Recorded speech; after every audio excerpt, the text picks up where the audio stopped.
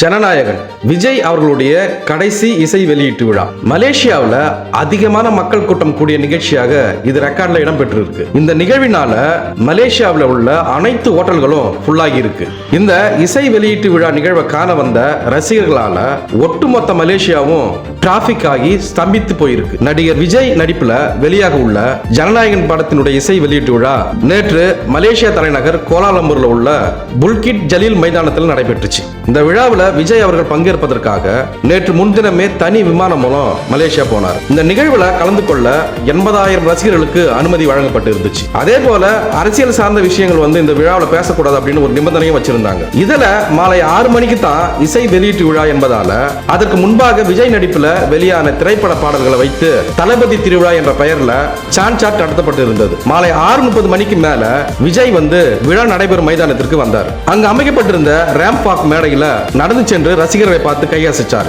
அதே போல விஜய்க்கு வெற்றி படங்களை வழங்கிய இளம் இயக்குநர்களான அட்லி, லோகேஷ் கனகராஜ், நெல்சன் ஆகியோர் சிறப்பு விருந்தினராக பங்கேற்றாங்க. இந்த இசை வெளியீட்டு விழாவில் விஜய் நிறைய விஷயங்களை பேசினார். அதுல என்ன பேசினார்னா, நான் ஒரு சிறிய மணல் வீடு கட்டும் நம்பிக்கையுடன் தான் சினிமா துறைக்கு வந்தேன். ஆனா நீங்கள் எனக்கு ஒரு அரண்மனையே கொடுத்திருக்கீங்க.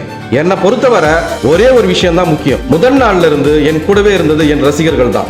ஒரு நாள் இல்ல, 2 நாள் இல்ல, கிட்டத்தட்ட 33 வருஷத்துக்கு மேல என் கூடவே நின்று இருக்காங்க. அதனால அடுத்த 30-33 வருஷத்துக்கு அவங்க கூட நிற்க நான் முடிவு செஞ்சிருக்கிறேன் அப்படின்னு பேசினார். அது மட்டும் இல்லாம எனக்காக எல்லாத்தையும் விட்டு கொடுத்த என் ரசிகர்களுக்காக நான் சினிமாவையே விட்டு கொடுக்கிறேன். இந்த விஜய் சும்மா நன்றி சொல்லிட்டு போறவன் கிடையாது, நன்றி கடன் தீர்த்துட்டு தான் போவேன் அப்படின்னு சொன்னார். அதே போல வாழ்க்கையில வெற்றி பெற வேணும்னா உங்களுக்கு எப்போதும் நண்பர்கள் தேவைப்படாமல் இருக்கலாம். ஆனா ஒரே ஒரு வலிமையான எதிராளி நிச்சயம் தேவை. ஒரு வலிமையான எதிராளி இருக்கும்போதுதான் நீங்களும் வலிமையானவர்களா ஆவீங்க அப்படின்னு அந்த கதையை சொன்னார்.